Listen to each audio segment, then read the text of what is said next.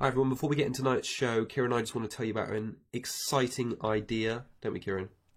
Yes. At the end of this season, we are going to do a live stream FPL quiz via Kahoot, where you can all join in and play via your phones.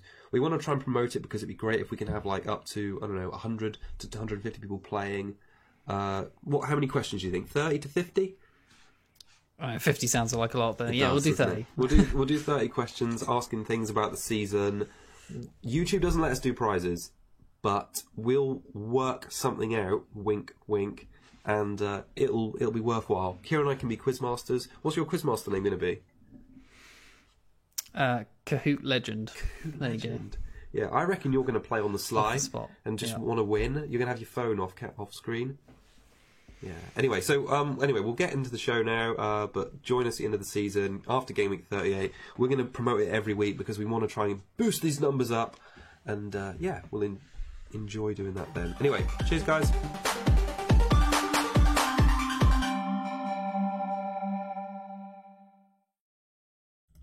Hello, everyone, and welcome to the FPL Self-Isolation Show. I'm Chris. I'm Kieran. And today we are previewing Game Week 30 in tonight's show. Oh, we're back, Kieran, aren't we, first of all, because we had a week off.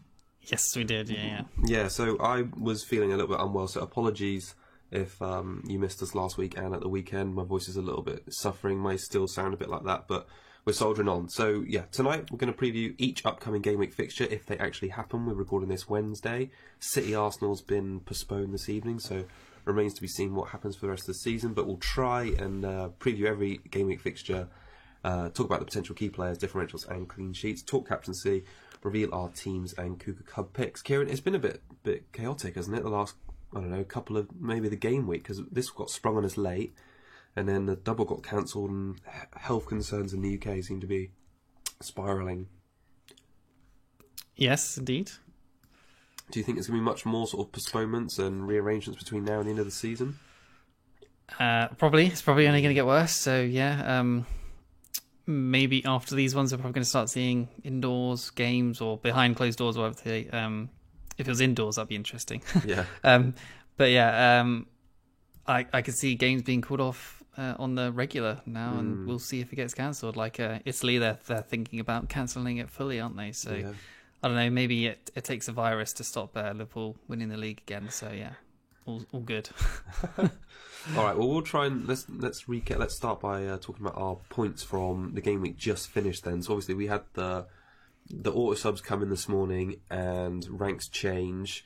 What did you sit on that sort of close of play? I was 65 still, so yeah. My bench was basically 0 points as well, when a lot of people had... Barnes off the bench, or Lundstrom, or Seiss, or whoever. Like, loads of people got loads of points off the bench. Yeah. And my bench consists of Perez, Robertson, and Rico, and Button, of course, who all got 0 points. So, fantastic. I think I was on about 38k before the auto subs, and then now I'm back down to 48k. Obviously not terrible, but from the auto subs, that was quite a big drop. So, a bit of a shame. But, I had... McCarthy with the pen save, his first ever pen save in the Prem, which is nice. Obviously, we thought he was going to be dropped, didn't we? So he did well there with 6 saves as well, I think it was. So Bolly with the clean sheet and a couple bonus, which was nice. Fernandez, Bruno still going well, kept him for the 6 points. I sort of fancied him against City, and obviously he turned up still. Salah captaincy, goal. Couple bonus, wasn't it? I think. Yeah. So, yeah, fine. Could have been more if it was Mane, but never mind. We'll take it. Last minute, I did Dendoncker to Saka for just another double game week player. Obviously, wasn't a double game week in the end, but I needed to kind of get rid of him anyway for a third Wolves player in 31, which wasn't Dendoncker. So, happy for Saka. He got 3 points, decent enough. And then, everyone else blanked Vardy, who I kept as well. Obviously, we've both had him since... No, you got rid of him, actually, didn't you? Spoiler. But, I kept him since week 18 or something, since his last return. So, about 11 weeks, and then he comes off the bench again. He was benched again and gets the 11 points with the brace. So, yeah, I feel he's probably a little bit streaky, so he might be back on a run again now. So I'm kind of happy to own him. So yeah, no. What were your moves? So it was just Saka, wasn't it, for Dendoncker going into the double? yes, that was it. Because you were sort of fretting, although we didn't record the show. I was saying, what are your plans for the double? Do you want to get him? And basically, your thinking was you didn't want to break your team too much. Yeah, I felt like I just didn't want to take hits for Aubameyang because I thought it might be a sort of tight week, and if he didn't haul against West Ham, was it worth taking a hit to get possibly, I don't know, something against West Ham plus 2 points against City? Because I don't think he's returned against City. So yeah, I just didn't think it was worth it in the end. I went through loads of variations of taking De Bruyne out, taking Ings, Jimenez out, all these players, and I was thinking of getting rid of Trent for someone like Gomez and things. But so yeah, in the end, I'm glad I didn't do it. It could have been worse, obviously, if the game was played tonight. But I survived the first part of it, and I was like, okay, I've done all right here. Yeah. So yeah, how are you feeling about obviously getting rid of Vardy? And to be, you can't account for things like the cancellation. Like it just so happens that So if we're going to move on to mine, so I did do that. So I had the exact money to do Vardy to Aubameyang. I heard Roger's comments that he would be involved against Aston Villa, so it didn't sound like he was potentially going to start. He didn't. I thought Aubameyang's been in good form. He's got a double. Could be a good option. It's funny. I didn't fancy him at all all week for the captaincy. Like I didn't think his numbers were particularly good. No. But I thought over 2 games, especially if Vardy wasn't going to get a full run out, he'd probably match him and then likely outscore him. But it's just so happened Vardy's come off the bench, and I think it got into the stats a little bit in a minute, but I think he had 4 touches, scored 2 goals from that, so that's pretty incredible. So I had a pretty bland game week really. 42 points. Lascelles and Salah were my only point scorers. Unfortunately, I captained Salah, who scored more than Lascelles, so the best of a bad bunch. I had 3 people auto-sub, Robertson, Perez and De Bruyne, who went off for Taylor, Lascelles and Nakambia. So yeah, a bit of a rotten week really. So it's a bit of a shame that it sort of ended before the double finished really. How annoyed are we both that we went for Perez instead of Barnes? Because imagine if we had Barnes in this week as well. We both had such good weeks because we would have played him. I probably wouldn't have even got rid of Dendoncker at that point. I would have just played Barnes. Yeah. And I would have done well, or really well.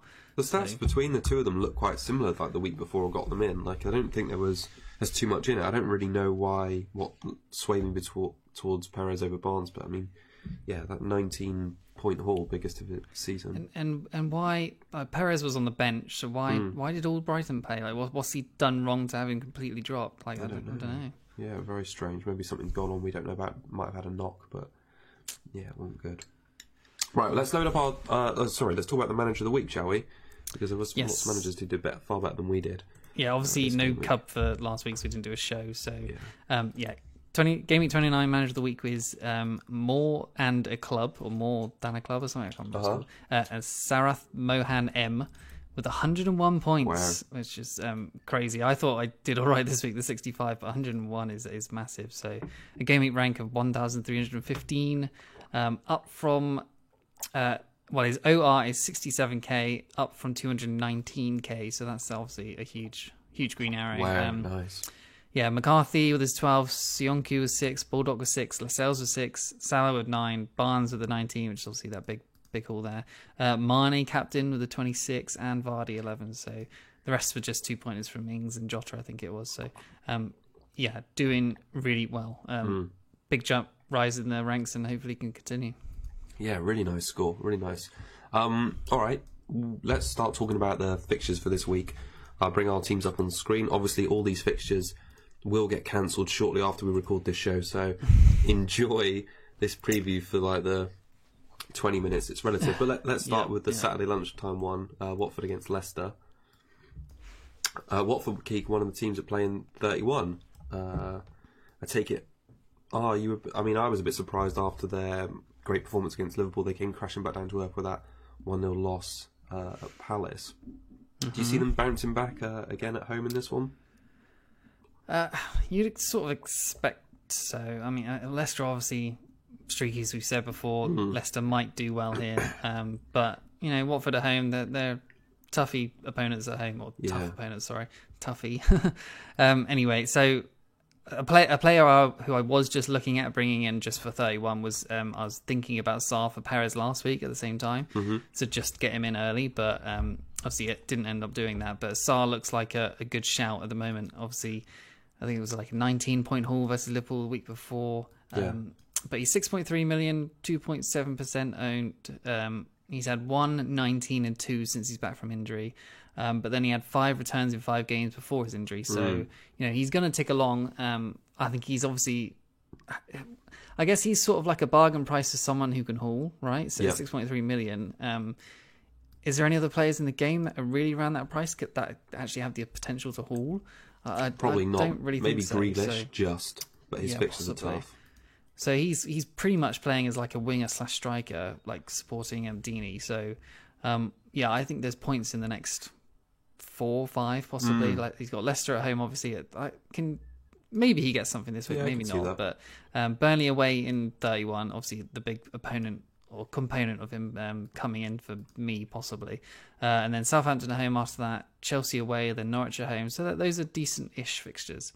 Especially, Chelsea's the hardest one, but the rest are looking good, I think. So, like Perez owners like ourselves, Barnes owners possibly as well, Traore owners, like all of those. If you're building for 31, then Sarr looks like a good person to get in, to be honest. Yeah, definitely. I'm probably going to jump the gun by talking about transfers already, but Perez is going to be long gone from my team before this deadline, and Sarr is my number 1 candidate to replace him at the moment. Same, to be honest. Yeah, well, he looks really good. The stats are there, and Watford have got to. He's basically there. He and Deeney, they're sort of like talisman to stay up really, and they've got some decent fixtures to do it. I think 4 of the next 5 he could return in. So. Speaking of Deeney, he's you can kind of either go for either one of them because their stats and points are pretty similar, to be honest. Deeney's at 2% owned, so a little bit less, and 6.2 million, so 0.1 cheaper as well. But he takes up a sort of striker spot. But there isn't really many strikers doing well at the moment. Like Ings could go to Deeney. God, yeah. But you've had bad times with Deeney in the past, haven't you? But since game week 24, he's had 9, 5, 2, 2, 11 and 2. So he's kind of a little bit hit or miss. But when he hits, he'll get a couple bonus as well. So his XG is 1.55 with an XA of 0.69. 6 shots, 3 big chances, 3 key passes, 1 goal, 1 assist in the last 4 weeks, was 17 points. So arguably slightly better stats than Sarr altogether. So I think both are good options and differentials. So I imagine they're probably going to get picked up a little bit more, but for the casuals who aren't playing it properly, they're still going to be quite low owned, I think, for 31 and onwards. How do you see sort of Leicester coming into this one? Like we say, Vardy, you sound quite content with them. They obviously blank in 31. After that, they play away against Everton. They play Palace at home, who they've had a tricky time against in the past, and then they've got Arsenal away. Watford this weekend actually kept 5 clean sheets in their last 7 home games, and going back on how good they are at home, Watford have scored at least 2 in the last and 5 of the last 6. So they've been really good. So I think despite sort of Leicester's win against Villa, their form before that was quite poor. I think that was their first win in 5. So I could sort of see them coming up against a really motivated Watford side. I think they're having a difficult time. 1 clean sheet in the last 3 away games. But then again, on the flip side, their expected goals conceded is second best in the league at that time. So I think it is quite a fascinating game, and I'm kind of pleased it's like the lunchtime kickoff, because I think there's quite a lot of interesting narrative around this one. It's very hard to call. Yeah, definitely. Can't see which one would easily win either way, to be honest. No, I agree. I think, like you say, Barnes looked great on Monday night. It was against Villa, admittedly. He had that huge haul, owned by less than 4%, so I think his massive differential still. And I was amazed to see now he's only 6 points behind Sterling for the season in terms of overall points. Do you ever get the feeling with him that I've said before he's a bit of a trap, but do you think he's just... Well, maybe it's just me, but I think he's just a bit crap. And he seems to be just lucky with getting his goals. Is that just me? I don't know. Whenever I watch him, I think he looks like really motivated, and he just runs into the box like a bit of a madman. I haven't really associated him with having like end product before. But that's what I mean. He runs and stuff, and he's got effort. But I just feel like he gets lucky with his goals, and he's just gonna that 19-point haul or whatever it was. Is just it's just lucky, I feel. Well, I didn't. Yeah, I suppose you make your own luck sometimes, and when he has enough runs like that and creates enough chances, then eventually one day or a couple of games it's going to fall for you. I can understand what you mean, but I don't know. I quite like watching him. He was that amazing run last season where he had like a really high expected goal involvement and just wasn't getting anything for like, I think it was like up to 8 game weeks maybe. We were kept saying it, look at his numbers, look at his numbers. He just didn't ever return. So maybe as he matures in this Leicester side, he might start finding the back of the net, but. Yeah, one who I'm absolutely sick of before we move on, Maddison, man. So one return in 10 trillion years. I thought, I hadn't watched the game on Monday, and I sort of looked at the score up late on, and I saw it was 4-0. I was like, yes, 4-0. There's at least 8 possible, or 1 in 8 chance here that Maddison's got something. And absolutely nothing. So he's actually halved his expected points in the last 6 games. So he's had 12 points, the expected points are 24. So he has been somewhat unlucky, but I feel like there's always been another reason for me to move him on, or a player I can't get, and even this week I'm not getting rid of him. So did you see on Instagram that he replied to someone that said on one of his posts that you're killing me with all these 2 points, you need to start returning? No, I didn't see that. And then he replied to someone saying, "Oh yeah, if I do it again or something, then I'm going to take myself out of my own team." Really?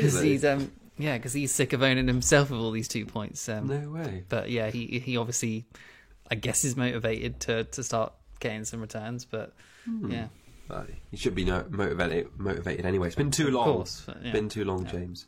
All right, should we move on? Is there anyone else you want to mention with these two? Just if you're another sort of player, possibly for 31, Cathcart, 4.3 million, completely nailed on, cheap and extra body. 1 CS in 7 weeks, but he's had 3 in the last 4. So, yeah, they're getting a bit of form, at least. Yeah. All right. Another one coming up on Saturday afternoon even. Palace travel to Bournemouth. Both of these teams play in 31, so that's something to consider. Palace obviously play away against Poole in that game.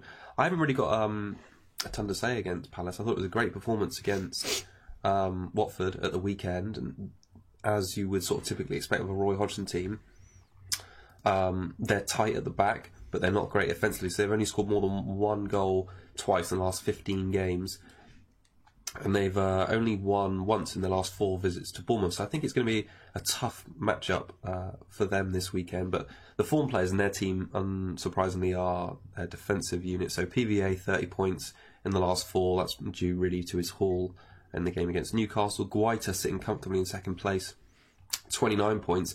They're actually the 5th and 6th highest point scorers in the game in that time, and 5.5 and 5.1 million respectively. They're not badly priced. They've got some sort of mixed fixtures to come, but I don't know, I can't see myself investing any Palace players anytime soon.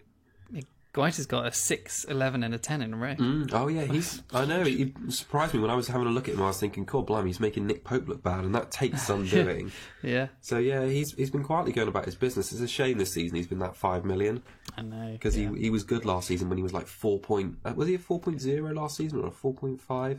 Well, get used to... Obviously, Guaita's barely picked this year, but get used to Pope being barely picked next year, because he'll be 5 million. 100%. Yeah, he will. Oh, definitely. Yeah. Aiyu's probably the other one to mention. So he's had 3 attacking returns in 3 now, which is a great run for him. 5.1 million, 8.6 ownership. That sort of caught me out. I was thinking, wow, I'm surprised he's in that many teams. They don't score many goals, like I said, so he's probably not a great pick. But when he has been scoring recently, he's usually picked up the bonus because he has been the only goal scorer and he works really hard. So yeah, he could be an interesting pick if you're looking for a crazy free hit team in 31. Jordan Henderson's not back for Liverpool, could be a way into that defensive line. Yeah, I mean, weirdly, I think it's probably going to be a Bournemouth clean sheet, possibly, even though they're like 19th for XGC. Yeah. Just Crystal Palace's sort of non-attackingness that doesn't seem very good right now. Yeah, Bournemouth at home, maybe possibly on a bit of an upturn. Obviously they still lost to Liverpool, but they played well. So yeah, players for Bournemouth wise, Rico, he's obviously lost his place now, hasn't he? Third bench for eternity. I guess I'm probably unlikely to switch him out or anyone that owns him until wildcard time, probably, because there's no point wasting a transfer on him. But I did want to mention, I think it's Jack Stacey, 4.3 million, 0.1% owned, so massive differential. You failed to mention him last week, but he has actually had the best XGI of all defenders for the last 4 weeks. So yeah, he's had 3 90 minutes in a row now, so nailed on possibly, but we also thought Rico was nailed on and he's lost his place. So Yeah. there's that slight worry there, but I think he could be a shrewd buy. His stats are pretty good. They're XG of 0.47 and XA of 1.35, which is That's not bad, is it? nearly close to Trent's. I think it's second, just after Trent's expected assists. One big chance, 5 key passes, 3 big chances created, which is pretty big. And then he's obviously had 1 assist in that time as well. So he has cashed in on some of that potential at least once. And he could obviously do that going forward. Because the next 3, Crystal Palace at home is good. Yeah. Wolves away is obviously pretty bad. But, you never know. Brighton got a clean sheet against Wolves this week. Yeah. So, and then Newcastle home after that. So the next 3, I think there's potential for him to do well. And if he gets that attacking potential going forward... Yeah.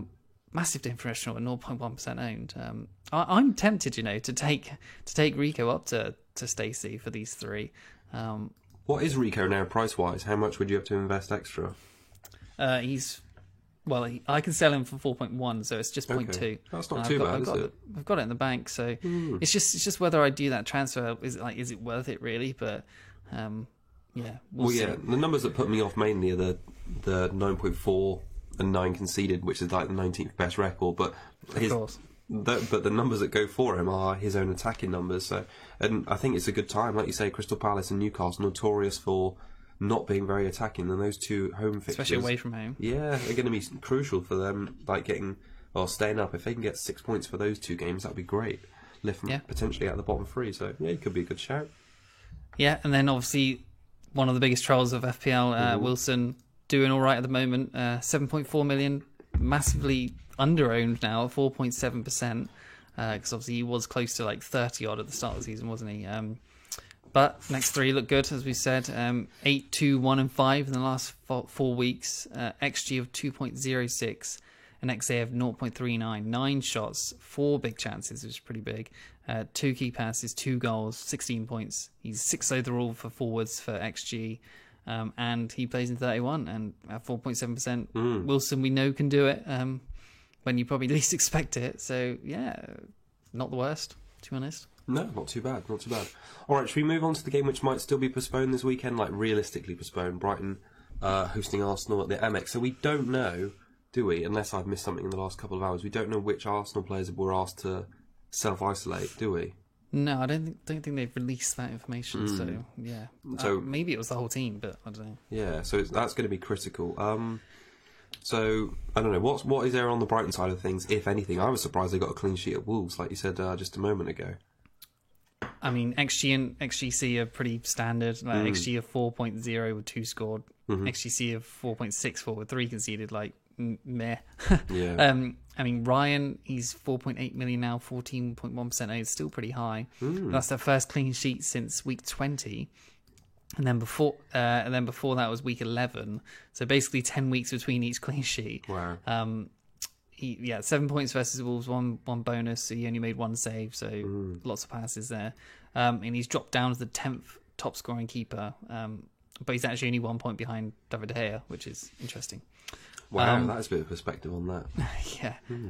And then Mopai, who we've obviously mentioned quite a few times, people have been looking at him over the season. He's actually, I believe, to be the most wasteful striker in the Prem. I actually haven't got the stats on it, but he has, I heard it somewhere that he has had the most big chances without converting. So, honestly, I don't think you can look at Brighton at all. Right now. There's nobody to pick. They've got some tough fixtures, haven't they? Like we say, Arsenal, Man United, Liverpool are their next 3 home fixtures, and they blank in 31, so... Yeah, it's rough. Nothing worth investing in. On the Arsenal side of things, if this one does go ahead, so they've actually drawn their last 5 away matches, and Arsenal not won in their last 2 visits to the Amex. Scored on both occasions, and both times it was Aubameyang. But, I mean, I was really sort of put off captaining him, like I said at the top of the show, by his stats prior to the West Ham game. I thought he'd probably pick up a return because of how decent he'd been, but they weren't mind-blowing, and he had a quiet game by even his standards. So 1 big chance created, 1 shot blocked, and only 2 touches in the box. So really, really poor numbers there across the board. I felt quite bad for a lot of double game week players or people who've like captained him and triple captained him, as well as Pepe, that they haven't had that sort of second game to sort of prove if it was not a bad decision. But I do feel like Pepe is a strange one because he'd only scored more than 5 in 7 out of the 26 games he started this season. I did see quite a lot of captaincies on him, and that's almost like, for me, Dunk levels from last season of like absurd captaincy and triple captaincy. I mean, 5.2% ownership, so it would have been a huge differential. But 2 block shots, no key passes against West Ham. It wasn't like he had mega form. He'd had that huge haul, like we said, Harvey Barnes did, and then followed up, I think, with an assist at home in the game after. But yeah, it's a difficult decision, and I think it's too hard to sort of judge either of those captaincies because in the second game you just don't know what would have ever happened. So you've got to feel a little bit, because he came off, didn't he, Pepe? I think it was like 60 something per minute. He got subbed, so it wasn't even like he had a full 90 in the first one. Arsenal's probably ray of sunshine, their defence. 3rd clean sheet in 4 against West Ham. Leno picked up full bonus, thanks mainly to his 6 saves he made. He's had 26 points in 4, and he tops all of Arsenal defenders for baseline bonus. So I think he's probably one to consider for the run in it. I think Arsenal's still going to be playing for trying to get in the Champions League. Maybe it might be a bit of a pipe dream for them, but yeah, the defence has tightened up, hasn't it? What did he get? Was it 10 points, I think? It might have been. It was quite high. It might have been 9 or 10, yeah. Yeah, I mean, that was a transfer I was looking at instead of possibly Saka. I was looking at, I think it was Button up to Leno, and I would have played Leno. And then McCarthy went and did well. So it wouldn't have been too much down if I had done that anyway. But I think you've just got to be a bit sad to not at least get a few more save points and appearance points from this week, because it would have been like maybe close to about 15 points for him this week, which would have been great for a keeper in a double. Yeah, definitely. Yeah, no, I just double checked. So he had 11 and he picked up the full 3 bonus. So yeah, it was a good game for him. I mean, Arsenal have been a little bit overperforming their sort of defensive numbers. They've had an expected goals conceded of 4.95 in their last 4 games. They only conceded 2, so both in the same game against Everton, so that's worth considering. Maybe not immediately jump on them, but I think of their defence, I'd be most happy in owning Leno. Yeah, I think that Maori guy that's just come in, he signed in January, so his first game in the Prem anyway. Clean sheet straight away, 1 bonus with it as well, 7-pointer. Yeah. So yeah, 4.8 million. He's not the worst as well. If he's assume he's going to be nailed on, then yeah, great. Do you want to move on and talk about? Oh, sorry. I was going to say, how do you feel about, because you obviously bought Aber in, and then this Brighton game. A lot of people bought Aber in for this Brighton game as well as a captaincy option, because there isn't many really obvious captains otherwise. Would you have considered captain for him this one? And I've had the arm. I've since switched it, but as soon as the sort of like 11 o'clock deadline went by on Saturday, if you like, my captaincy armband was on Aubameyang straight away, just because of his previous form at that Amex, and I thought, they go there and pick up a result against a poor Brighton team. So if the game definitely goes ahead, I'll probably captain him or De Bruyne based on his fitness. But I think both over Salah despite his form, because I think the Merseyside derby is always really close. Mm-hmm. So yeah, I feel like now that Aubameyang's there, and also after that they've got Norwich at home, so I feel like it would be a bit too petulant, a bit too quick to sort of get rid of him, because I think those two. So assuming it does get called off, what would you do then? I'd probably. It's so hard. I mean, it's so hard to forward plan at the moment anyway with the blank, but with all these reschedulings, it's so hard to say. I mean, imagine if I sold him, and then during the week of the blank, we found out that the double is now with a Norwich game. Yeah. So it's like Norwich and Man City. I don't know. I feel like there's still opportunity to captain him in another double. Do you know what I mean? So it's a bit difficult until we have any sort of clarity about when these rearranged, or when that rearranged fixture is going to be. It's a bit difficult in the short term to sell him. Mm-hmm. Yeah, that makes sense. That's probably. So advice is to just keep on until we know. Yeah, I think I'm going to keep and captain this weekend if that game's going ahead. If it's not, it'll probably be De Bruyne. Cool. All right, talking of De Bruyne, Man City up next. Do you want to run me through where you So KDB, Pep said he needs to have a bit of rhythm and stuff like that, so he has been training. He wasn't sure if he'd be fit for Burnley, not for Burnley, Arsenal midweek. Obviously tonight was supposed to be, but he said he's kind of close, so he would probably get some minutes in this game just to be ready for the Madrid game and all that lot. So, but I expect he's going to get his minutes versus Burnley now because he needs to get his rhythm, as Pep says, which he says is very important. So, yeah, he'll probably get 70-ish minutes against Burnley, I would guess, and then play the 90 at Madrid. Or is it at home? Yeah, no, home it's versus at the Madrid. Etihad, yeah. Yeah, so I'm confident enough that he's fit. He's been in training and he should be. He could be a captaincy option. 70 minutes at De Bruyne. I think that's I'd fancy probably that. enough. Yeah. So okay, moving on. Aguero, 11.9 million now, 17.4%. He's not really been nailed recently, but and he's actually not returned in 5 weeks now. So Wow. Is he a keep or sell? I don't know. Probably sell at this point because they've obviously got the blank coming. You don't even know if he's going to play this game because Aguero does need rest before UCL. But then again, he hasn't always started the Champions League games. Jesus has been preferred sometimes. So, I mean, they've obviously got Liverpool afterwards as well, but he likes a big game. So, honestly, Aguero, I'm not even sure what you'd do right now. I owned him for ages a while back towards Christmas time, and I was never sure if he was going to start or if he was ever going to do anything. It's just a headache that you don't really need. But that price point as well, there's not really anyone else other than Aubameyang, who's also a question mark right now with the illness. So I guess you probably just hold on. Even Vardy, like, he's about to blank, and who else is there in that sort of price area? No one. So tough with him, unfortunately, and I haven't really got an answer. It's strange, isn't it? Sterling, he's obviously come back and played his first 90 minutes versus United. I don't think he's ever scored against United in the Premier League. No, he had that one big chance where he usually sort of gobbles up that sort of like back post, just tap in chance, and he missed it. I don't know why, to be honest. But he's at least fit, and he's an option from now on as another premium, so we can start picking again. But his form this season has been awful. His stats versus United were an XG of 0.6, an XA of 0.11, which is really bad. 3 shots, 1 key pass, 1 big chance, 2 points. Not great. But yeah, Sane, he's been back fit for a while. He's been training. I think he's played a sort of under 21 game or something like that. So I expect him to come off the bench versus Burnley, and then we might see him against Madrid. That'd be quite exciting, wouldn't it? Yeah, so if Sane back fit, back at the end of the season, he's probably close to about 0% owned right now. Could be a big differential come the end of the season, if we even play it. And then, Walker, he missed the FA Cup game. Everyone thought he'd probably be nailed on for these 2 games. Didn't even start. Mendy as well. I think he played the FA Cup game, but didn't start either. So we ended up with Zinchenko and Cancelo at the back.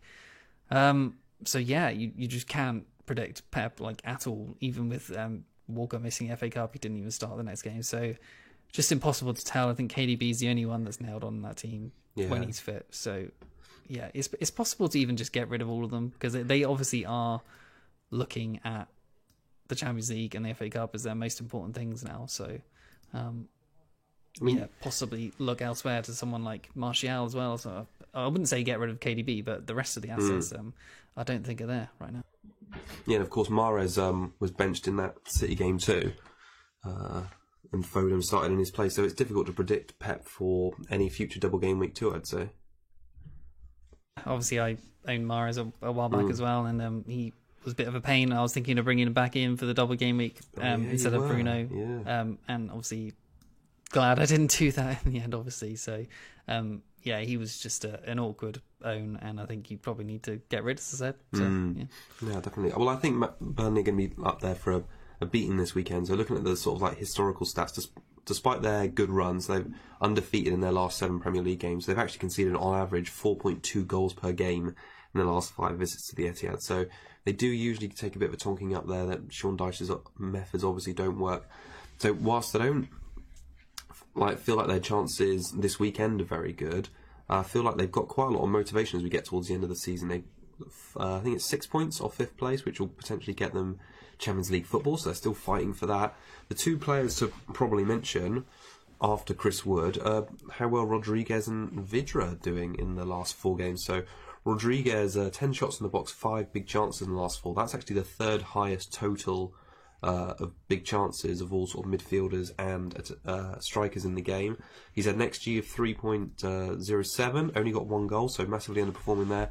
Expected points of 25 and has only got 15, so 2 shots against Spurs, 1 big chance, and he started the last 7 and played 90 minutes in most of them, and 5.7 million. I think in that home game against Watford in 31, he could be a really tasty differential option in place of someone like Ings. So, yeah, I've got my eye on him this weekend. Yeah, assuming Barnes is still out, because I can see him being dropped at any point for a fit Barnes. But yeah, there's just something about him you don't really trust, to me at least. Yeah, like I said, his XG is so high, and then he's just not doing it. So yeah. Well, I suppose he's been a bit unconvincing in front of goal, but I mean the numbers are good, and I suppose Watford are probably going to give up quite a lot of chances. And the fixtures after that aren't too bad either. Crystal Palace away, Sheffield United at home, West Ham away. Vidra obviously popped up as well because he, like Rodriguez, so they're both in the top 5 for players who've had big chances in the last 4 games. I think positions 2 and 3 actually. I think Rodriguez is slightly ahead of Vidra there. So he's had an XG of 2.57, also those 5 big chances. So yeah, I think they look surprisingly potent up front, those two, in the last 4. So, but obviously Wood came straight back in for Vidra, didn't he? He did indeed, yeah. So I think Wood is still probably the main man and likely my go-to in the game week 31 against Watford. Wood's ownership? I'm checking right now. 1.4%, so it's super low. Yeah. So if you're looking for one of them, I think Wood is probably the best one. Yeah. Well, they're all.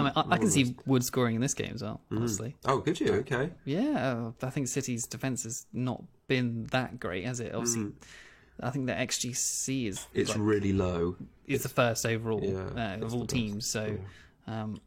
Yeah, I didn't mention this earlier, but their XG is only 6.07, which is 9th and possibly the lowest they've literally been all season. Wow, okay. For their expected goals. So, yeah, Burnley, Nick Pope cleaner, Charlie Taylor cleaner. Maybe.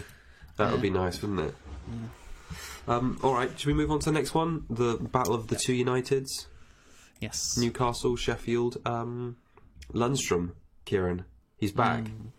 He's back and we don't own him. Yeah, I didn't really expect that, honestly. No, I know. 90 minutes again, so Berg benched, and he didn't even come on for Lundstrom when he came on, so maybe Big John's got his place back. And also, did you see his numbers? Did you see how lethal he was that game?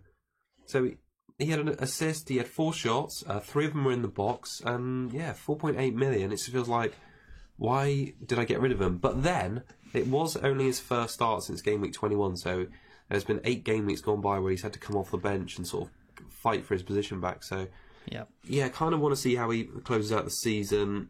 This Newcastle game, I think, is going to be good for Sheffield United. They have that blank. Then they got Tottenham at home, Burnley, Wolves. They're still in with a shout for Champions League somehow. Need Newcastle to ruin that clean sheet, because just Sheffield United clean sheets are just ruining me every week. Honestly, the ownership is so big, isn't it? Yeah, I've only owned Lundstrom all season from the defence. Yeah, and then I sold Lundstrom like 3 weeks ago now, so their clean sheets since then have been only bad for me, honestly. Yeah. Now, well, to give you some positive hope, Newcastle did beat them 2-0 earlier in the season, so they could be enthused to, that'd be nice. Yeah, replicate that. Stevens, also probably worth mentioning, only because I owned him and sold him prior to game week 29. He came back from his injury, but just got to the 61st minute, and I think he had to go off again because he picked up a slight knock. So, be interesting to see if he comes back in this game week. Much on the Newcastle side of things, Keeg? ASM, Alan St. Maximan, got the winner against a 10-man Saints, but you know he's super inconsistent. I really, really wish he was a good asset for FPL because it's so fun to watch, but. He's only had 1 return since game week 23, which obviously this week. So in that run, he had 0, 3, 2, 2, 1, and then obviously 10 this week. Yeah. Before that, before 23, he had 0 points scored. Obviously 7 game weeks with an injury out, and then before that he had a 2 and an 8. So yeah, super inconsistent to be honest. And obviously they blank in 31 and 34. So at this point, if you've got a Newcastle defender, great. like Fernandez or something like that, but it's probably not the time to bring in Saint Maximin, unfortunately, even though he is fun to watch, as I said. But his stats are around XG of 0.43 and XA of 1.55, but that's pretty much the same as Stacey for Bournemouth. So, and he's a defender. So, I don't know if that's just bad for Maximin, but I think it's avoid Newcastle for now. If you haven't had that defender already, I don't think it's time to buy just yet, because of those possible blanks. Even though Bournemouth in 32 looks good, West Ham United in 33 looks good, it's hard to get on them with those blanks coming up, unfortunately. Yeah, no, it makes sense. I've not really got anything to add on the Newcastle side of things. I'm a bit saddened because I've got Lascelles, a bit saddened they do blank twice in the next 5 fixtures, but their defence this week actually bailed me out, and part of the reason why I didn't have such a red arrow. I think there was 9 teams with clean sheets this game week, which was almost unheard of, I think, for this season. Yep. And the fact I only got one of them was probably due in part to why I didn't have a very good game week. But yeah, Lascelles and Newcastle have been going about their business quite well in defence. 2-2 for you, isn't it? They got it is, yeah, well. Yeah, exactly. So yeah, he's been a good introduction into my side. So happy to keep him foreseeable. It's a shame I didn't have the money for Fernandez because, like you say, those baseline bonus points are just bonuses for doing very little. So yeah, I did want to mention him actually. He's had so in the last 7 weeks he's had a 9-1, 9-1, 2, 8, and 7. So that's really good. He's only 3 blanks out of the last 7 weeks. Likes bonus, as we said, with the 9 points. And 2 of the next 3 at home. So you're probably going to be playing them in those games. But Fernandez's XG's right. So the last 4 weeks, 0 shots, XG of 0.0, XA of 0.0, 0 key passes, 0 big chances created. So his attacking potential is quite literally 0. But he likes clean sheets, so great. I know. It's just I'm not attacking great not great attacking numbers there, but like those bonus, man, they're racking right up, like you say. So that's can't say no to a couple bonus. No, 6. I think that's about maybe 9 points in bonus over the last 7 weeks. So yeah. Good stuff. All right, Norwich, Southampton. Should we start off slagging off Danny Ings, or do you want to praise McCarthy? Which way do you want to go at it? We can slag off Ings. Let's slag off Ings, all right. So he's been slap bang average on 3 points per game in the last 4 game weeks. He's had 4 shots in the box, only 1 big chance. Do you know who has more than doubled his score here, or his stats there? Dwighty Gale, who's had 9 shots in the box in the last 4 and 3 big chances. I don't know what's happened to the main man, Danny, but he's fallen by the wayside, and I'm looking at other players. I'm looking at Rodriguez, I'm looking at Wood, I'm looking at Jota, I'm looking at Calvert-Lewin, Kieran, I'm looking at everywhere but Danny Ings at the minute. Well, you wouldn't get rid of him before this, would you? Before Norwich? No, because I don't have the luxury of a transfer, but he's he's on the chopping block to go ahead of 31. Such a shame, because he every week outside of my team, he was banging the goals in, and I got him. I don't even know when now, but I've had 1 goal. I think he's had 2 returns possibly from me, and that's about it. Yeah, so and it's been quite a few weeks now, maybe about 10, close to 10 weeks. He's had 2 returns, so I can't wait to get rid. To be honest, the 31, he's 100% going for someone who plays a Wood or a Jota, like you say. I mean, for months it was just like Danny, 1 goal, 3 bonus points, Ings, and since I've had him, it's just been a bit of a disappointment, really. Danny, 3 points per game average, Ings. I think I'm going to move him on. The fixtures aren't too special either. So after the Norwich game with the blank, they've got Watford away, Man City home, and Everton away. So there's nothing really too exciting. We've had him for the good fixture block, which I think he had 3 home games in 4 before the Newcastle game. Norwich is like the last good fixture of that run. So leave him in and see what he can do. But then he might be out of my team straight out on the scrap heap. Okay, McCarthy, do you want to sing his praises a little bit? Yeah, he got something like 4 saves in about 5 seconds for that sort of goal line scramble. He had 4 saves within 5 minutes of the game or something like that. Okay. So he was racking up the points. I thought he was going to get close to 9 at the end, but especially with the red card. But only 6 saves overall. I was gutted to see the clean sheet go, because if he kept that would have been possibly a 17-pointer ish, which would have been absolutely huge for a goalkeeper at least. But Obviously he's gonna keep his place now after a performance like that. So I'm not worried about him dropping or being dropped. But they do blank in 31, so there's an issue of me possibly not having a keeper for that game, which maybe I don't really mind actually. I'm probably only going into it with like 9-ish players anyway, so not having a goalkeeper is probably not that much of an issue. So yeah, I'm happy to keep him. Watford away should be okay for him. Man City at home, save points hopefully. I'm not too worried for the time being.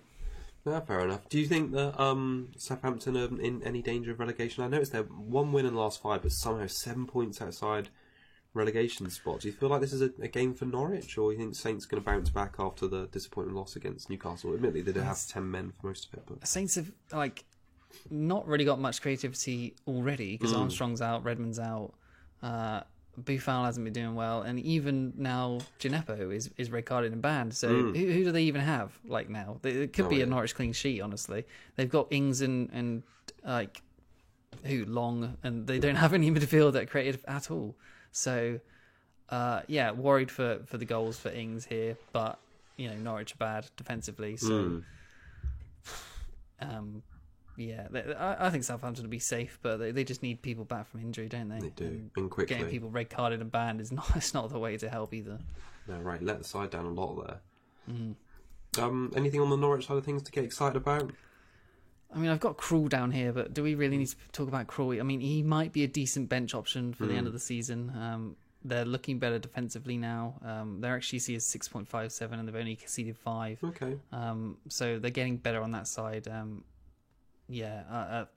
think he loves a pen save. So he might be an option for sort of double game weeks as a bench boost option further down the line. 4.5 million, 2.5% owned. So yeah, if they get okay-ish fixtures in a double, then he's possibly someone to look at. Okay, all right. But everyone else, nobody's doing anything right now. So yeah. Well, let's move on to Aston Villa at home against Chelsea, because I think Chelsea sort of like in the old guard are showing a bit of potential sign of form. So that Giroud, Pedro, Willian, and Alonso actually. So 4 of Chelsea's top 5 highest point scorers over the last 4. Barkley's also in that list. But I mean, are any of those players sort of interesting you for a serious run? I mean, their fixtures are good. It's a shame they've got this blank because they play Villa, and after the blank they got West Ham, Watford, Palace. They're all quite good fixtures there. Giroud's looking sharp. Alonso looking like a man possessed. So in the last 3 games of all players, he's had the most penalty touches of any defender with 14. Doherty's next best on 12. 5 shots in the box, which is second most overall for in the defender category after Matt Ritchie. 6 key passes, 1 big chance created. He's still less than 5% owned. I think he's down about 3.94%. So yeah, he could be a really really tasty differential, Kieran. To be honest, I'm only really interested if they keep the back 3. Okay. Yeah. Otherwise, I think they played him in a back 4 last week. I think it was this week, right? With the 4-0 win against Everton, and he played fine, but he wasn't in the box as much or getting as many shots or chances as for goals as anywhere near as much as he was in the back 3. So, and who knows when he gets dropped, because there's that around the corner. I assume he's nailed on. Lampard seems to want to play the sort of formation for him right now, but it depends if the centre backs are fit and ready to go. So yeah, I'm tempted, but it's hard to sort of fit in a 6 million-ish defender alongside the Liverpool double. So yeah, but the fixtures are great. So I feel like they only play. I think it's only play Chelsea and only play Liverpool and Man City before the end of the season. And I think they're around game week 37 time, because I think one of them's going to be rescheduled. I can't quite remember the format of it. But yes, they don't have too many bad fixtures to worry about. So I feel like they're going to flex the 3-4-3 formation out against quite a lot of lower tier teams. And if that is the case, then Alonso's definitely going to give license to get forward and they're probably going to go out in the Champions League. Definitely, so they'll have one less competition to think about there. I think Alonso is the only one I'd be interested in, actually. Okay. So I don't really trust Willian or Pedro, that's for sure. And Giroud, although possibly nailed on for the time being, doesn't really haul. It doesn't seem to. So I think Alonso is probably the only one I'd really look at. Mount maybe is possibly an option. I think he's obviously got that first goal in that game, and he seems to have been nailed on recently. I think Kovacic is a bit injured at the moment. Yeah. Kante's out. Jorginho's not been. I think Jorginho's been playing. I can't remember, but I think Mount is a sneaky option too. But he's a bit hit or miss as well, isn't he? But yeah. So you don't fancy Giroud then? Not really. Do you think he's got that place in over Tammy? Full-time 7 shots in the box, 2 big chances in the last 4, most of any Chelsea player bar Pedro, I think, who's had 1 more shot in the box. But I think he just helps the rest of the team play better. So yeah, honestly, at the moment, I think he is nailed. Tammy, I just don't think he's the same sort of player. Although Tammy has been good, but I just think he makes everyone else. Giroud makes everyone else better. If you're going to punt on one Chelsea player ahead of this game against a woeful Aston Villa defence, who would it be? Alonso. Would it be? Yeah. Okay. Yeah, I like it. Because Villa, I mean, it looks rough for them at the moment, doesn't it?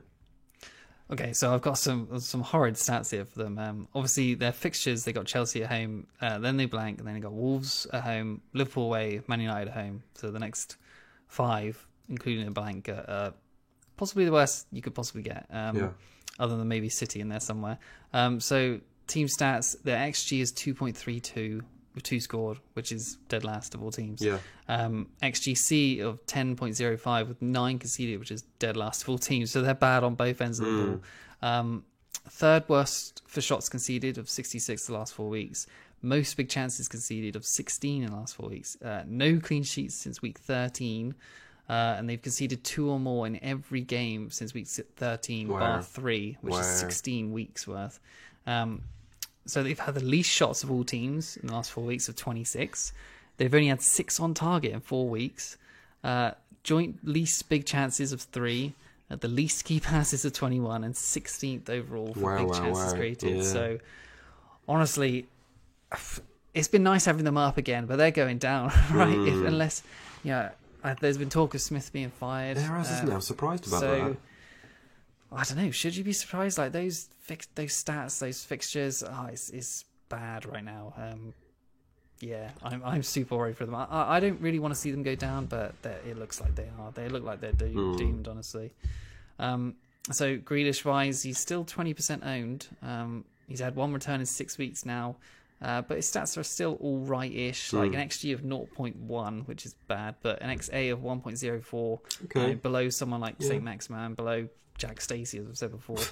4 shots, 6 key passes, 2 big chances created, which is, that's good. But, 1 assist and 9 points in the last 4 weeks. He's a talisman, but he can't really do it by himself. The fixtures are the worst possible, so... before the blank and before I got rid of him, I thought, I'll keep him because he is talisman, but it's just not happening right now. I think McGinn's close to back in training, so he might be back soon, who will help the burden, I suppose, but I think it's sell, unfortunately. I think they're going to get destroyed by Chelsea, who look good at the moment with that Gilmore guy who's given them a lot of impetus at the moment. Chelsea probably win quite easily here. Yeah, so they've lost their last 4 straight, and they're 2 points, I think, out or just off being safe, if that makes sense. So, I can't see it either. I think it's going to be a really tough game against Chelsea this weekend.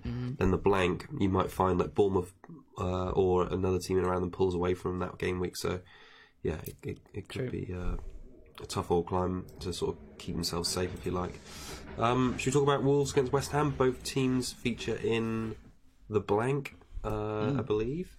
Yep. I think West Ham go away to Spurs that game week. Wolves welcome Bournemouth. I think it's unusual, going back to coronavirus again, that Wolves are playing away in Olympiacos tonight when it's crazy. Arsenal have sort of been, the Premier League have taken the decision not for Arsenal players to travel to play Man City because they were in contact with the Olympiacos owner. Obviously, I'm sure the Olympiacos owner has been around the training ground. I think it came out on the news that all the players have been tested, but still, it doesn't seem safe, does it, that Wolves are going over there? It seems like unnecessary potential exposure. So you could find a situation where UEFA are fine for Wolves to play Europa League, but the Premier League aren't fine for Wolves to play Premier League. So, or the FA, I should say. So it's going to be an interesting one. What happens with this fixture? I could see it again, like the other one being postponed, when they come back to the Premier League. Say they want all the players in isolation, but What, this West Ham? yeah, I think so. Yeah, okay. Mm. But if it doesn't, the Wolves have looked good in their sort of last 5 games, undefeated in that time. They've got a great record against West Ham too, so they've won their last 3. 2 of those were at home, 1 away, scored 6. Obviously, they play that Olympiacos game tomorrow evening, Thursday, I believe, at 8, so it's a short turnaround time again. They've got a number of players in really, really good form at the moment. So Doherty is the second highest scoring player in the game in the last 4 game weeks. So he's got 34 points. In that time, they've 3 clean sheets, which is the majority of his points. He's also had 2 big chances.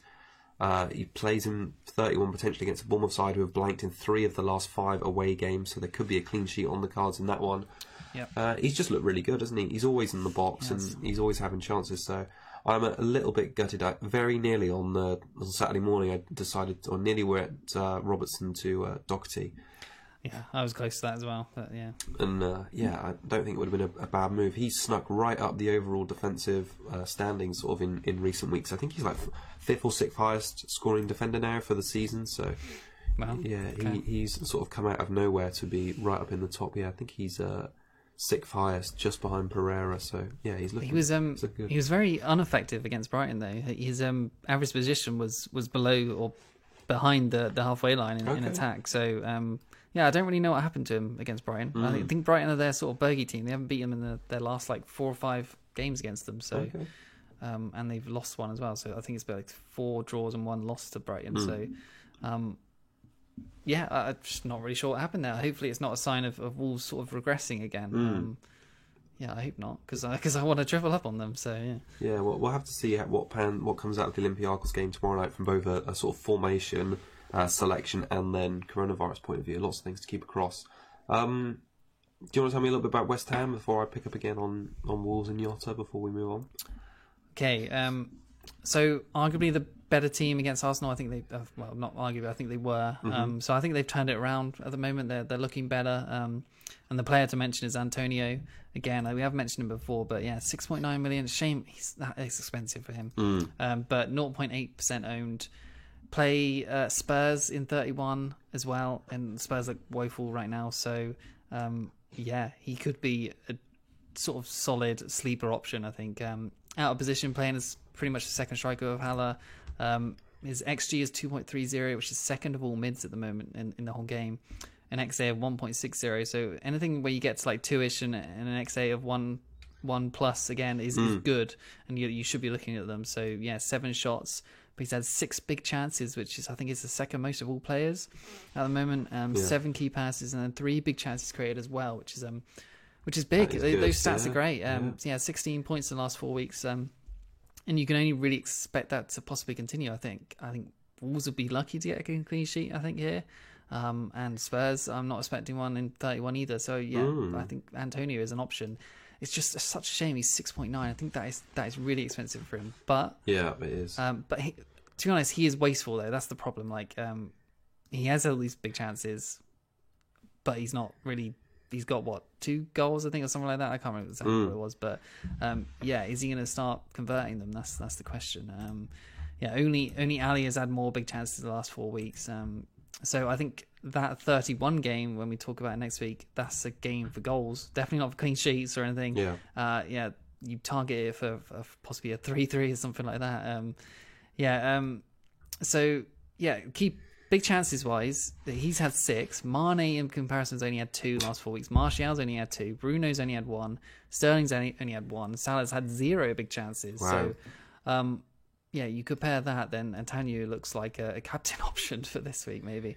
But yeah, could be great for 31. And a Spurs side for XG, or XGC, sorry, a 19th at the moment. Wow. So, yeah, big differential there. And Fabianski as well, 2% owned, loves saves. So yeah, 4.9, bit expensive, but yeah, end of the season for West Ham is decent. So Mourinho's doing a good job of sort of sucking the life out of Spurs again. So Yeah, like 2 years too early. yeah, it could be another case for Fabianski heroics. I do like the stat actually about how poor their XG is. Obviously, they looked. I mean, it's up against a different caliber of opposition in Red Bull Salzburg in the Champions League last night, but they looked Leipzig. Sorry. Yeah. Salzburg. They just looked a bit out of sorts. Then Mourinho just sounded a bit crestfallen after the game, so I could see. And I thought, to be honest, they were a bit lucky to get the penalty and the goal against Burnley last time out. Burnley sort of battered them for shots, and their XG. Did you think that was a dive?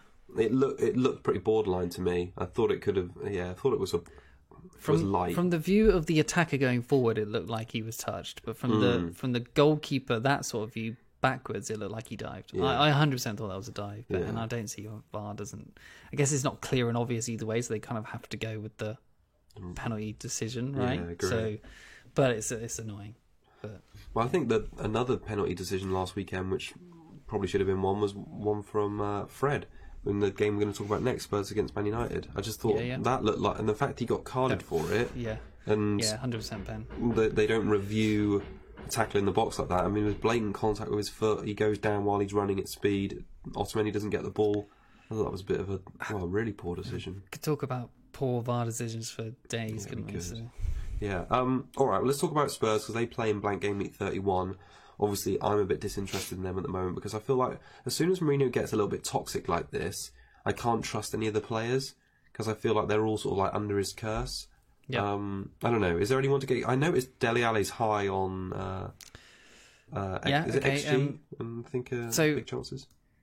Yeah. Okay. First of all, before Dele Alli, their team as a whole, their XG is 8.08 with 7 scored, which is second of all teams. Which wow. Like that's a surprise because you think Spurs are crap right now, but they're only 1 goal behind their expected, and they're obviously doing well with the goals right now, and that's with Bergwijn out now as well, Kane, Son, those guys out. And Ali has been the main beneficiary, I suppose. So he's 8.3 million at 4.7% owned, which is obviously low for him.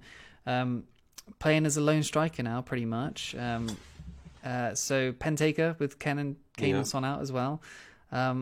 So no player in the game has had more big chances the last 4 weeks than Ali of 7. Has the second highest XG of all players at 3.13.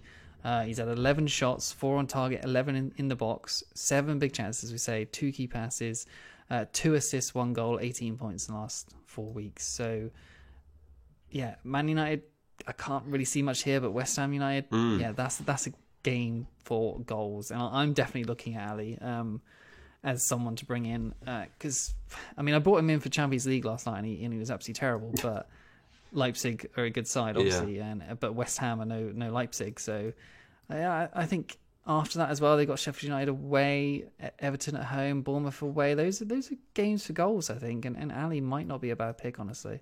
So you'd wait to do it after this Man United game because United looking very good recently. So 4 clean sheets in 5 now. Wan-Bissaka and Maguire finally sort of coming into their own, helping that backline. Both 5.3 million, 4 shots in the box in the last 4 for big Harry Maguire as well. United looking good, undefeated in their last 5 Premier League games. I think undefeated in their last 10 games in total. I think they're looking good, looking really good. Yeah, as long as De Gea doesn't make any howlers, then there's clean sheets all over the place. Joint top for goals in the last 4.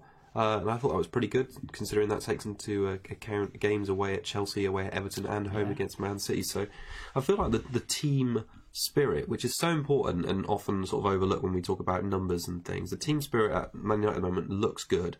Like they're all playing for each other. They all seem happy. There doesn't really seem any egos. Bruno's coming and giving just the whole squad a lift. They just all look genuinely pumped and working together to try and finish as high as they can. And they have had some bad results earlier this season, which we can't ignore. But now I feel like they're just, I don't know, they're on a much better ethos, working together. And save for like De Gea kicking it into Calvert-Lewin the other week, I think they probably would have picked up 3 points in that game as well and been marching towards top 4. So I think there's a lot of potential investment in the United squad at the moment. Yeah, after the blank 32, to the end of the season is a run of great fixtures. Yeah, is it right? They only play. Is it one? Only Leicester. Only Leicester, right? Leicester. Is that in 37 as well? 38. Oh, 38. Okay. So yeah, other than that, there's no City, no Arsenal, no Liverpool, no for whoever else like Tottenham, that none of them to play. It's just all greens other than Leicester. Yeah, I had been thinking as soon as they come out of, or I come out of the blank, that 3 of the players I'm going to get in, I'm going to get Martial, Bruno, and Maguire, I think, in my team, and just triple down on some United love between then and the end of the season, and just go for it. Great for doubles as well, because they're probably going to have really good doubles. So, yeah, I think Bruno is possibly a captain option this week. What do you think about that? Maybe. I mean, his form's amazing. So 5 returns in 4, obviously set pieces. He's dropped down a bit on the penalty box touches. Obviously, he could have had 2 big penalty touch boxes this past weekend against City if Martial and James had squared him. But he's he's only had 10 in his last 4. 5 shots in the box, XG of 1.5 with 2 goals scored, XA of 1 with 3. So he is overperforming a bit. I do think the Spurs, there will be goals in this Spurs game, and he's been sort of crucial to them recently. So he could be a good option. Mourinho played 5 centre backs against Burnley. Is he going to do that again? Probably, right? Yeah. Yeah, so he's going to try and park the bus, but then even Burnley scored. So can United do it with Bruno? I would guess they can, right? Yeah. Well, I think United just in good form at the moment. They beat them earlier in the season with Mourinho in charge. I could see them beating them again here. I think Martial looked probably one of the best performances I've seen him play for United in that City game. Just held the ball up so well. He got 8 points. The guy never gets bonus though, so he's had 3 bonus returns, but 14 attacking returns this season, 11 goals and 3 assists. That's not really that great. For 7.9 million. That's all right though, because you don't feel obliged to captain him because he's not hugely expensive. Sure. He's had 3 goals in the last 4, and off the blank. We only play Leicester. I say we. United only play Leicester in game week 37 away, and they have a double with Sheffield United. So I could see myself jumping on the double or triple United. Is that sort of run of fixtures as well, where they started last season with Ollie doing just some smashing teams up, and they went on that massive run of really good, and when people were all getting them in, it's probably going to happen again. Yeah, no, I like it. I'm going to go to it. I feel like I've got to do something with my team because at this stage of the season, I can't see myself finishing that highly. So why not just back United to the hilt and go for it in the last 6 games or so? And Pogba's supposed to be back soon. Oh, we don't want him back. I know that, but he is going to be back, and he is going to be an option again. If Pogba can be an option in FPL, then fantastic. Yeah, all right, maybe for you, but I kind of hope they don't play him. Bruno's everything Pogba should have been, and he doesn't seem like he's going to ever throw a strop or I don't know, down tools. Yeah, no, I agree with that. Anyway, he runs hard. All right, Everton up against Liverpool, the last game of the game week.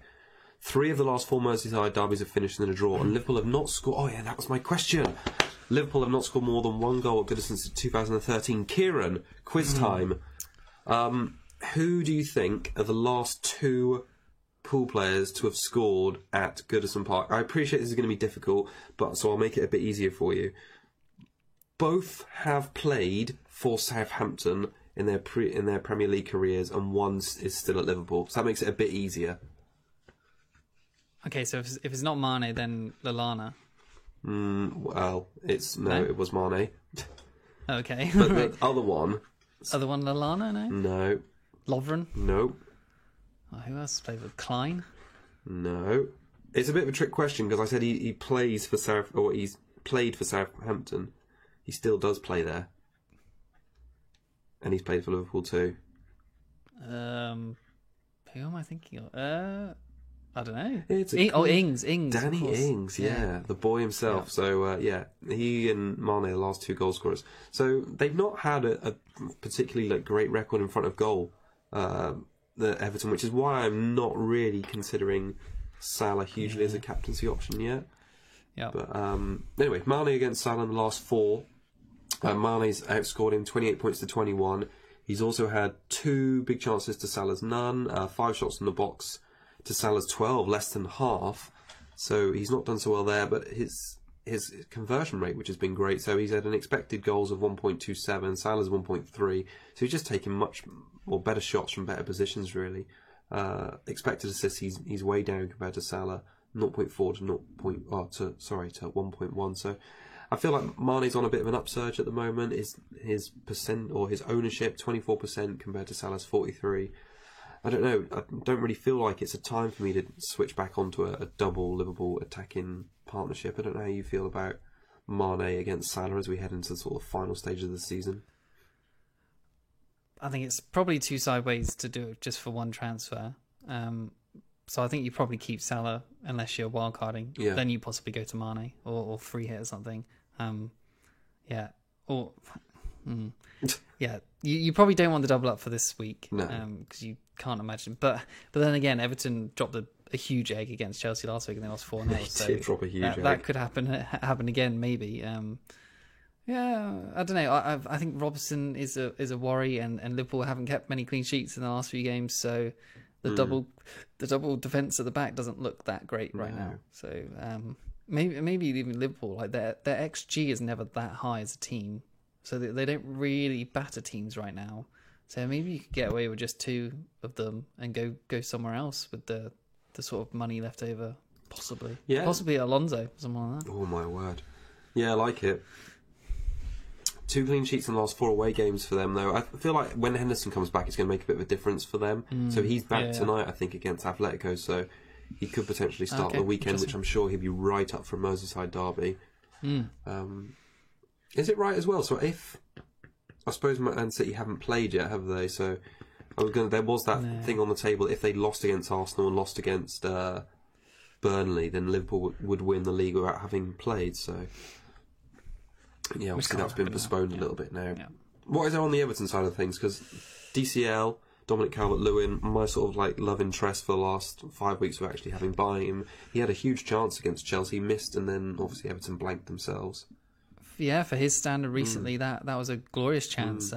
Probably should have put it in considering his form. But yeah, 6.4 million, still 16.3% aim, which I think is actually fairly low because it seems like all of Twitter own him, but. Yeah, only 2 blanks in his last 7 weeks. So yeah, start of the Danny Ings returns and regression. Is he going to start kind of going like Danny Ings and going back to sort of standard him sort of thing of blanking in a few? Yeah, I don't know, like because DCL before we haven't really expected him to be prolific, and is he going to go back to his sort of standard of not doing well? Possibly. I think it's fascinating to see if he's going to turn into like a proper Premier League striker. That makes sense. Just like I think he's got the ability to do it, hasn't he? Yeah, definitely. But yeah, so from 34 onwards, around the double, they're probably going to get a double in 34. That's the thought. But yeah, their fixtures are Southampton. I think this is to the end of the season. Southampton at home, Wolves away, Villa at home, Sheffield United away, Bournemouth at home, Norwich away. So those fixtures are fantastic for the end of the season for Everton. So yeah, DCL, assuming he's still doing well, he's probably going to be essential towards the end. Yeah, or Richarlison, and then possibly Digne, Mina, something like that. Holgate is cheap to get in their back line, even though the back line, Pickford is horrible. So yeah, I think one of the attack will be essential for those few games at least. Yeah, no, I kind of agree with you. That just really nice fixtures there. If I had a wild card now, I would change so much of my team, and DCL would definitely be in there. I just like watching him play, and I thought he looked good. It's a shame he obviously didn't complete the full 90, but I don't think there's any injury concern there. And no, Ancelotti's going to want to bounce back after the worst defeat, I think, of his career, like you say. And any chance they beat Liverpool here? I think it's going to be close, actually. I feel Ancelotti's going to be really pumped up. At the last couple of games, he's obviously been embarrassed at Chelsea, and then he had that last-minute sort of a VAR decision go against him at Goodison. So, yeah, I do think he's going to be up for this one. We'll see, though, because, Everton put out a pretty full side against Liverpool. Was it the FA Cup against Liverpool's youngsters in one of Ancelotti's first games in charge and got beaten? So, I don't know. Everton do have a shocking record against Liverpool. So True. Yeah, I think he'd be up for it, but I think it'd be difficult. Righto, let's talk about the captaincy then. Little brief. We've already touched on it quite a bit. Yeah, mine's Salah, Bruno, or KDB, and I'm not sure which yet. I'm going to wait to see how Liverpool do tonight in Champions League, and then see another press conference for De Bruyne, see how many minutes he's going to get. But sort of fancy Bruno, but don't fully trust him to do really well against 5 centre-backs next week. Yeah. So we'll see. No, I understand that. I think Kevin's going to be captain for me unless Pep rules him out or makes him seem like he's a big doubt. Just because I think that Burnley fixture, him to get his form back, and Burnley don't travel very well at City. Aubameyang will be vice. I think I'm going to forego Salah this weekend. I think it's going to be a tough game in the derby. So yeah, I think I'm going to try and play it safe with KDB. I think if he is cleared by Pep and that flag goes before Saturday, he's going to be so mass captained. Yeah, I think it'll be fine. All right, we've got our Cougar Cup picks. We're back. Oh yeah. Do you want to go first? No, you can go first. Okay. I mean, I was talking about. Yeah, no, actually, I'll go for Alonso. Okay. I was saying, you said who would I pick, but I actually had Giroud down here. But no, I'm going to go for Alonso. Okay, you switched it up at the last minute. Fancy, you think there's going to be some goals in that one? Yeah, well, for Chelsea. Okay. Yeah. I'm actually going to go for Fernandes. Newcastle up against Bruno? Sheffield United. Oh, okay. Oh no, yeah, Newcastle's Fernandes Newcastle up against one, Sheffield right. United. Yeah. With a Z. Well, he's been getting all those bonus. I sort of feel like maybe I don't know. I don't particularly fancy Sheffield United to score in that game. Funnily enough, because of Newcastle's defensive stability, so I could see it being a 0-0. Yep. So yeah, maybe I'm Have you got a backup? back Fernandes. Any backup? What was that? Sorry. Have you got a backup for in case he doesn't play? I'm assuming he will play. Let's go for the other Fernandes. The Bruno. The Bruno one. We'll double down on Fernandes. My backup was going to be Callum Wilson, Crystal Palace at home. Oh golly, okay, I like it. Who's looked okay recently, so yeah, we'll see. That's a big shout on the Cougar Cup pick. Yeah, clean sheets. Oh, I think it's actually quite a difficult week to call some. I kind of fancy United to continue their good form and get one against Spurs. I feel like Maguire should be able to deal with Dele Alli quite easily, I think. I've got Bournemouth down here as well as a possible one against Crystal Palace. And then Chelsea, I think, should get one against Villa, who looked bad. So, transfers? I don't think there's that many other definite clean sheets, looking at it this week. Like last week, it felt like there could be quite a lot. Whereas this week, I think the fixtures haven't fallen so well where there's not many good sort of defensive teams playing at home. So, I think there might be one thrown up in that Watford-Leicester game. Anyway, transfers. I think it's going to be super boring for me this week. So, in preparation for 31, I'm going to get rid of Perez, who's just been an absolute fluffer. The only reason he's been actually good for me taking the hit is because he came on. Sorry, he got benched and the Lascelles came on, so he did actually work out in a weird sort of way. Would have preferred Barnes, but Perez is going to go. Sarr's going to come in, and I think I'm probably just going to leave it like that, and then take a -4 ahead of 31, and then take another -4 to bring in some United players ahead of 32. So, I'm getting hitty, Kieran. Getting hitty. Yeah, I'm tempted to sort of roll actually, because I think Saka away at Brighton might be all right, to be honest. I might play Saka. Okay. Unless he's coronavirused up. Yeah, obviously. Otherwise, Perez to Sarr looked like one I would do. Or I might do Rico to Stacey because I fancy Bournemouth actually. I don't know why, but yeah. So there's a few options for me there, and I don't mind any of them honestly. So we'll see. So if you're going into 31, then how many players do you think you're going to have? Or I think I should get to about 9. Okay. Possibly with a -4. If not, then I'll just go with 8. I think. Well, at the moment, I think I have 6. So Sarr would take me up to 7, and I kind of feel like I maybe take 2 more. Maybe Rodriguez and another defender. Yeah. And that will potentially get me over the line. But yeah, I think with your how many Wolves have you got right now? How many what now? Sorry. Wolves have you got right now? You got Jimenez. Just Jimenez at the moment. Yeah. So, assuming you don't get Traore, you up for double defence, or are you just going? Are you trying to go for 3? 3 Wolves. Yeah. I might get one more, and if I do, it'll be a defender. Yeah, right. I don't think... So in my case, I think I want 3. Right. So would you go double defence or double attack? Double defence.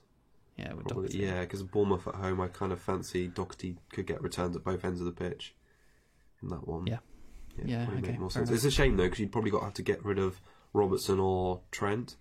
So maybe from a structure. No, can you do? I don't think I would. Okay, you could do it another way. I think I would probably downgrade Ings to someone cheap, like a 4.5, and then get in Doherty for Rico. Ooh, okay. Ooh, I like it. Go big at the back a little bit. Possibly. All right. Okay, so pop quiz time for you as well. Yeah, okay. You probably forgot about this. I know this is a long show now, but right. Okay, so this just came up with me looking and researching earlier. Can you name the lowest scoring, highest scorer of a game week so far this season? The lowest scoring, highest scorer of a game week so far this season? Yeah. Can you give me a clue or anything? Like about what position they play in, what team? They play defence. They play defence, okay. Alright. Highest scoring. I might even say it is Fernandez, but let me have a little think about some other players. Which one? The Newcastle one. Well, no, it's not. The highest scoring, lowest scoring. The lowest scoring, highest scorer of a game week. Nah, that's quite broad. I'm not going to be able to guess, I don't think. Okay, so it's a team chasing for UCL, Okay. a defender, that you wouldn't really expect. Size? No. Okay, so let me do the next one. It might give you a bit more. Okay. Can you name the only player to record back-to-back highest game week scores? Yeah, Tarkowski. There you go. That's Yeah, him. his was that's him for the first one as well. So he had game week 12, which was 12 points, which is the highest, which is the lowest scoring highest scorer of game week. That's quite interesting. And then in game week 13, he had 17 points. So yeah, Tarkowski, slight differential pick for the 31 blank. Yeah, why not? He's very low owned, and he's obviously got the record of scoring big and hauling. So yeah. I like it. Okay, all right. There you go. I'm pleased. Actually, there's one more. Actually, can you name the highest scoring top player of the week this season? The highest scoring top player of the week this season. Well, I think that was Trent, wasn't it, with 24? That was correct. Yeah. Can you remember the game week? It'll probably be about as well as when my season just really just took a downturn. So, and it feels like it's been a while ago. I'll say it's like 21 or 22, somewhere around there. Close. It was week 19 against Leicester, wasn't it? When nobody really expected them to do that against Leicester. 24 points away at Leicester. Yeah, God, I hated that game week. Is there any more questions? No, that's it. Sorry.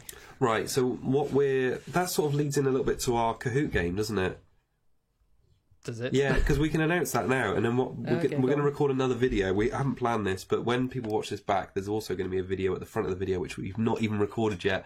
But at the end of the season, I had an idea that we'd do like a live stream Kahoot quiz of like 30 questions of the FPL season, and I thought it'd be fun. I'm sure quite a lot of people would like to join us for it, and we'll do a live stream. Kieran and I will be sort of like the quiz masters.